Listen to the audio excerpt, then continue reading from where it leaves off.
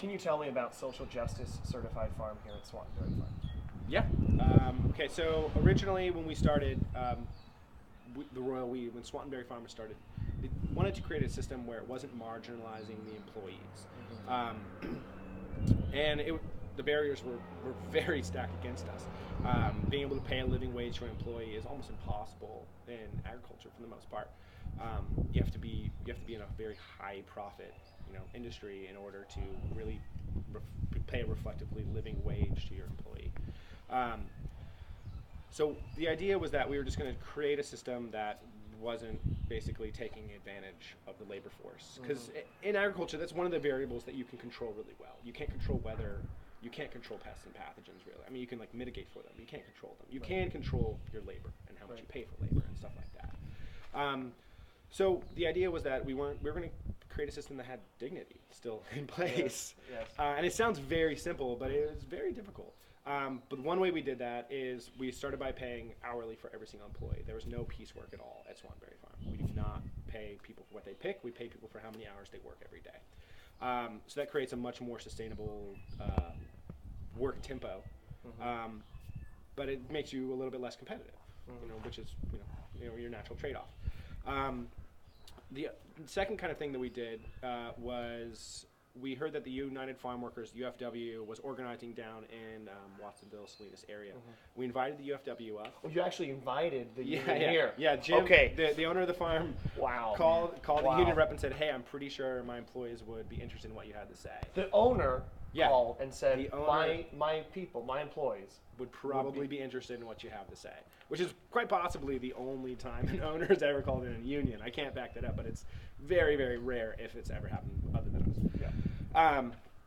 So the rep came out, they had a meeting, everyone was stoked. They said, yeah, this is great. And it provided a lot of things that the company wanted to provide for the employees, like health benefits and a suite of benefits that are totally absent from our industry, like overtime pay, like mandatory overtime pay, stuff like that. And very simple things that we all take for granted in every other industry, which are totally absent. Like a regulated work week, clear communication of when your work is going to end instead of just coming to work one day and be like, all right, this is your last day. You're like, whoa, I'm reeling now, as opposed to, hey, here's a regular notice. So that was the second thing we did. A year after we had the meeting, we had our contract signed. We became the first organic farm and the first strawberry farm to have a contract with the UFW. The kind of next thing we did was we created a worker ownership plan. And so we offer ownership shares in our company for any long-term employee. So someone who's been here for more than 2 years starts getting invested in the company. Really? Yeah. So any of our strawberry farm. Yeah. So any of our employees who have worked here for longer than 2 years are starting to get bought in and are accruing shares in our company. Then the next thing we did was we were one of the first farms to come onto something called the Agriculture Justice Project, which is a third-party auditing system, very much like CCOF or any organic certifier comes in and audits you to make sure you're meeting the standards set for your organic production. This is a third-party audit to make sure that you're holding up your part of your worker relations. Okay. And so basically, you have to pay a living wage or demonstrate why you cannot pay a living wage. You have to allow for organization, meaning that they can organize under a union if they want. You can't do union blocking and stuff like that. You can't stop them from having meetings.